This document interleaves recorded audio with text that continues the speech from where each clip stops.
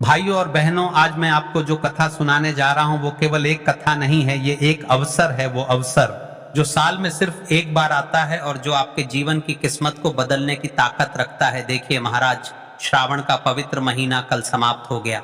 वो महीना जो भोलेनाथ को समर्पित था, लेकिन आज 10 अगस्त से एक और पावन यात्रा शुरू हो रही है। भाद्रपद मास, ये महीना दो महाशक्तियों को समर्पित है। भगवान श्री कृष्ण जिनका जन्म इस महीने में हुआ, भगवान गणेश जिनकी आराधना इस पूरे विशेष फलदायी होती है।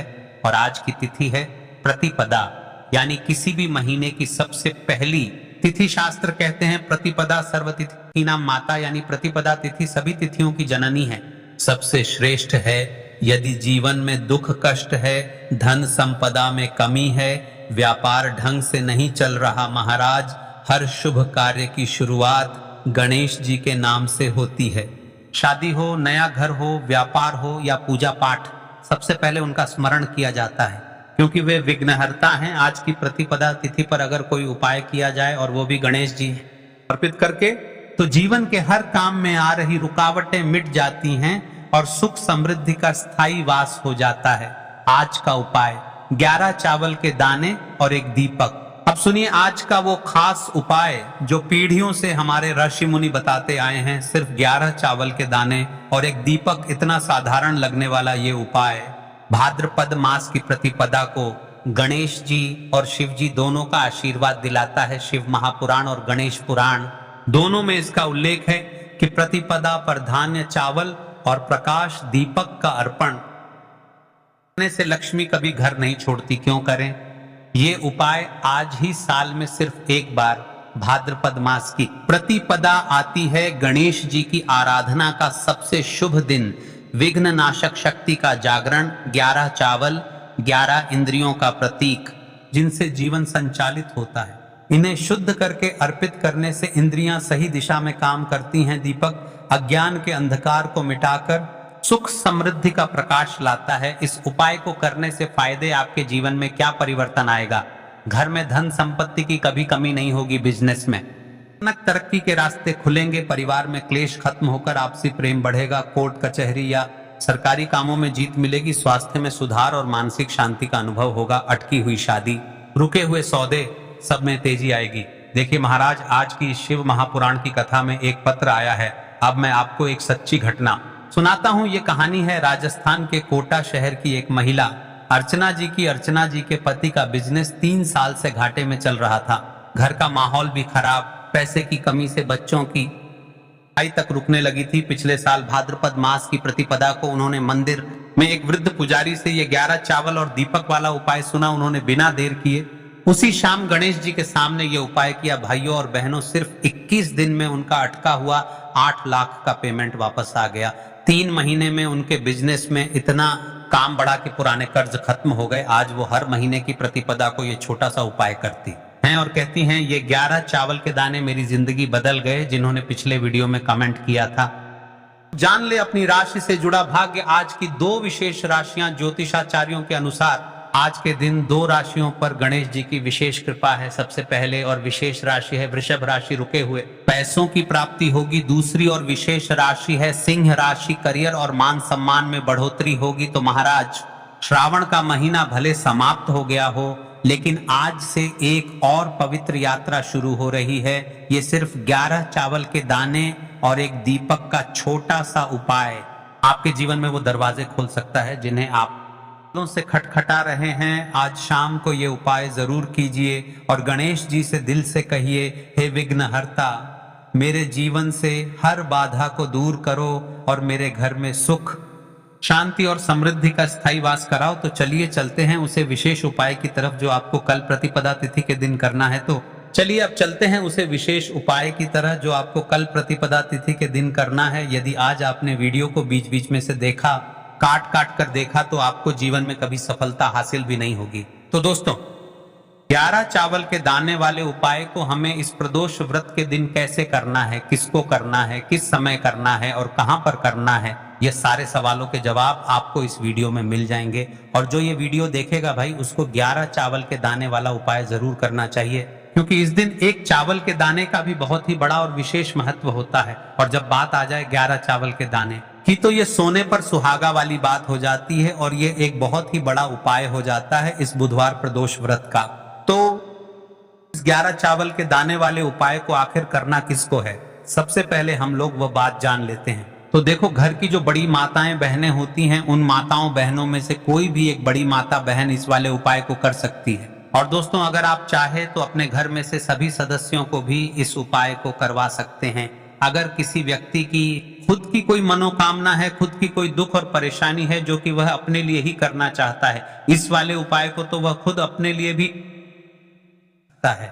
बाकी अगर कोई घर में से ऐसा है जो कि अपने पूरे घर परिवार की सुख और शांति के लिए यह वाला उपाय करना चाहता है, तो भाई वह भी कर सकता है, उसमें भी कोई दिक्कत वाली बात नहीं है। कहने का मतलब यह है कि इस उपाय को हर एक सदस्य भी कर सकता है और पूरे घर परिवार के सदस्य के लिए घर की बड़ी माताओं बहनों में से कोई एक माता बहन भी कर सकती है। माताएं बहनें अगर घर में उपस्थित ना हो या वह यह वाला उपाय ना कर पा रही हो तो फिर घर का कोई सदस्य भी इस 11 चावल के दाने वाले उपाय को कर सकता है, चाहे फिर वह पुरुष ही क्यों ना हो, उसमें कोई भी दिक्कत वाली बात नहीं है। अब दोस्तों, इस 11 चावल के दाने वाले उपाय को हमें करना कहां पर है? हमें इसे शिव जी के मंदिर में जाकर करना है। बहुत सारे लोग प्रश्न करते हैं, हर एक उपाय को करते समय क्या हम इस उपाय को घर पर कर सकते हैं? तो इस वाले उपाय को आप घर पर नहीं कर सकते हो। इस वाले उपाय को करने के लिए आपको शिव जी के मंदिर ही जाना पड़ी रहेगा। उसके बाद में दोस्तों, जो अगला प्रश्न निकल आता है वो ये आता है इस उपाय को लेकर के, आखिर इस उपाय को हमें किस समय करना है? सुबह के समय करना है कि शाम के समय करना है? तो देखो, इस वाले उपाय को आप लोग सुबह के समय भी कर सकते हो और शाम के समय प्रदोष काल में भी कर सकते हो।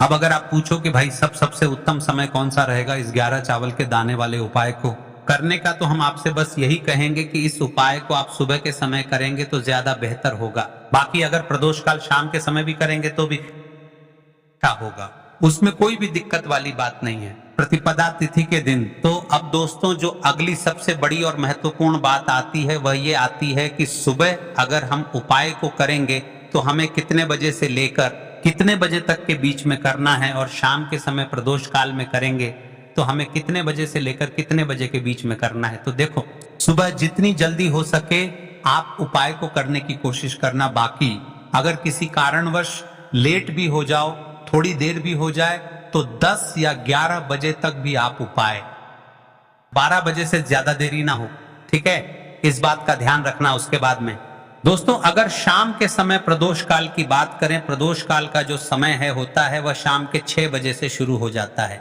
मतलब शाम के 6 बजे से लेकर 7 बजे के बीच का जो समय होता है, यह समय प्रदोष काल का समय होता है। पर अभी जो मौसम चल रहा है, इस मौसम में जो है शाम बहुत देरी से होती है, तो आप इस उपाय को 7 या 8 बजे के बीच में भी कर सकते हो। मतलब शाम के 6 बजे से रात 8 बजे के बीच में आप कभी भी इस वाले उपाय सकते हो, उसमें कोई भी दिक्कत वाली बात नहीं है। अब दोस्तों, यहाँ पर इस उपाय को लेकर एक और सबसे बड़ी बात ये निकल कर आती है कि इस 11 चावल के दानों को हमें लेना कहाँ से होता है, और हमें इस उपाय को करने के साथ में क्या और कुछ भी सामग्री ऐसी होती है जो शिव जी के मंदिर लेकर जानी पड़ती है। तो देखो, यहाँ पर हम आपको बता दें। सबसे पहले आप लोग ये जान लो कि ये जो 11 चावल के दाने वाला उपाय है, सिर्फ और सिर्फ आप उपाय की सामग्री लेकर कभी भी शिव जी के मत जाना, क्योंकि हमें भगवान के सामने यह नहीं दर्शाना है कि अगर हम भगवान शिव जी के मंदिर आए हैं तो अपने फायदे के लिए आए हैं। तो इसलिए जो भी पूजन सामग्री है, उपाय सामग्री है, 11 चावल के दाने, इसके साथ में आपको पूजन सामग्री भी जरूर लेकर जाना है।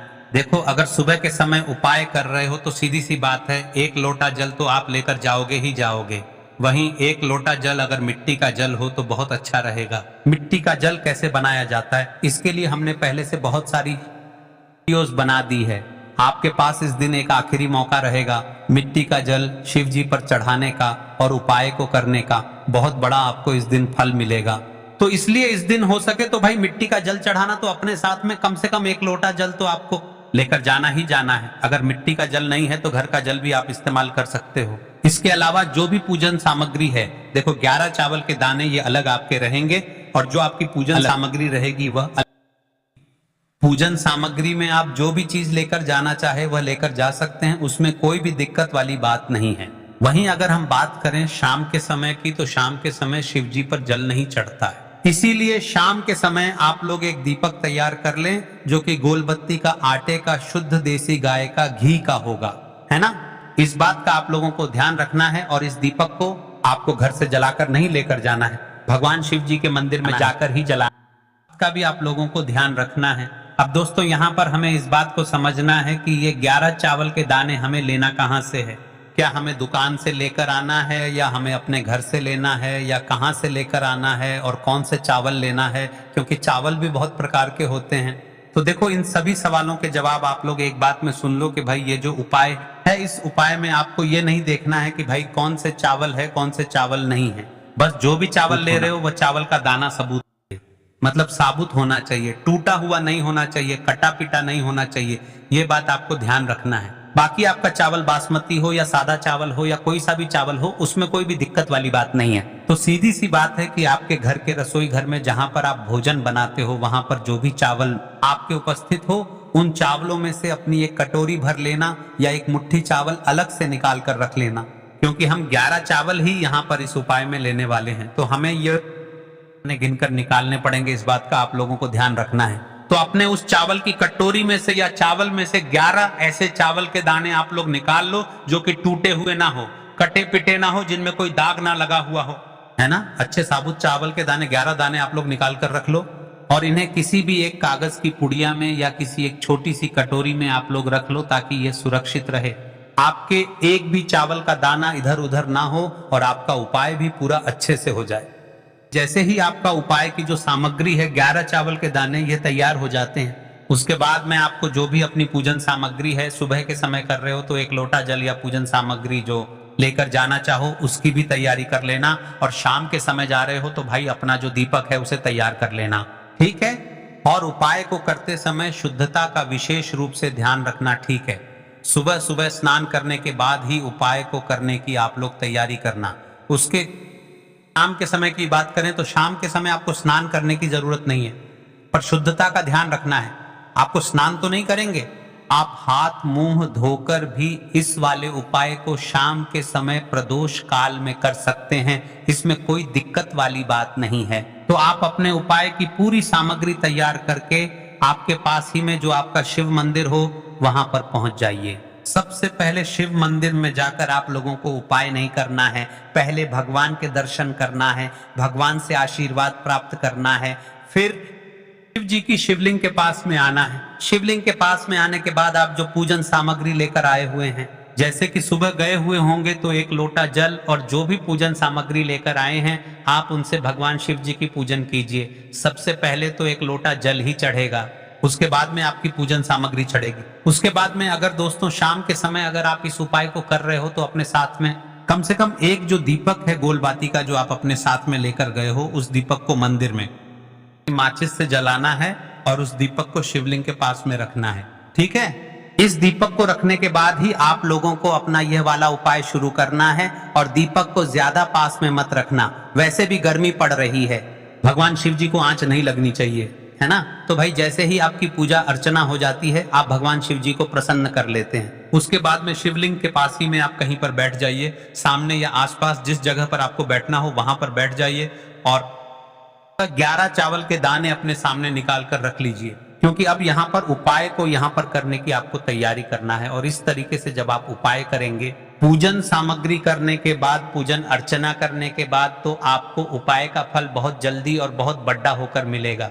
तो अपने 11 चावल के दाने अपने सामने निकाल कर रख लेना और ये जो उपाय है ये आपकी सीधे हाथ की हथेली से होगा, इसलिए इस बात का भी विशेष रूप से ध्यान रखना है। तो सीधे हाथ की हथेली का प्रयोग करके ही आप लोग अपना उपाय को करना।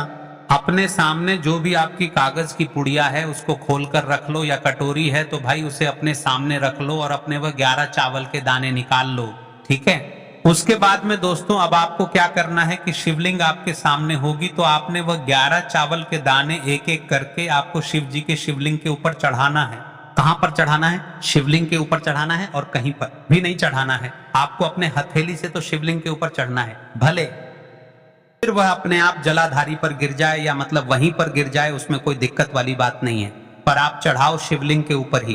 तो आपको क्या करना है, अपना पहला चावल का दाना उठाना है, श्री शिवाय नमस्तुभ्यम बोलना है और शिवलिंग पर चढ़ा देना है। इसी तरीके से दूसरा चावल का दाना उठा है, शिवलिंग पर चढ़ाना है और मंत्र बोल देना है, और फिर तीसरा चावल का दाना उठाना है, श्री शिवाय नमस्तुभ्यम बोलना है और चढ़ा देना है। इसी प्रकार से आपको पूरे 11 चावल के दाने एक एक करके शिव जी के शिवलिंग के ऊपर चढ़ाना है और भगवान से प्रार्थना करते जाना है। मतलब प्रार्थना तो आपको आखिरी में करना है, पर हर एक चावल के दाने को चढ़ाते समय श्री शिवाय नमस्तुभ्यम जरूर बोलना है। उसके बाद ही में यह चावल का दाना शिवलिंग के ऊपर आपको चढ़ाना है। जैसे ही आपके 11 चावल के दाने शिवलिंग के ऊपर 4 हैज जाते हैं, तो भाई उसके बाद में आपको क्या करना है, भगवान से अपनी मनोकामना बोलना है। मनोकामना भी कब बोलना है, जब आपका 11 चावल का दाना आपके सीधे हाथ की हथेली में हो और आप खाने के लिए जा रहे हो, श्री शिवाय नमस्तुभ्यम बोलकर उस आखिरी चावल के दाने को शिवलिंग के ऊपर चढ़ा देना और भगवान से फिर अपनी वह मनोकामना बोल देना, जिस मनोकामना के लिए आप लोग अपना ये वाला उपाय कर रहे हो, जिस भी दुख और परेशानी के लिए आप लोग अपना ये वाला उपाय कर रहे हो। उसके बाद में जैसे ही आप अपनी मनोकामना बोल देते हो, आपका ये वाला उपाय पूरा हो जाता है। पर दोस्तों, उपाय को करने के बाद आप लोगों को 2 मिनट भगवान शिव जी के मंत्र का जाप जरूर करना है। मंत्र का जाप करने के बाद भगवान से एक और बार प्रार्थना करना है अपनी मनोकामना के लिए, या अपनी जो भी दुख और परेशानी है उसके लिए। इसके बाद में आप लोग भगवान को देखकर, भगवान से प्रार्थना करके, उनसे आशीर्वाद लेकर वहां से उठ सकते हैं और अपने घर पर जा सकते हैं। बस दोस्तों, यहाँ पर यह वाला उपाय पूरा हो जाता है।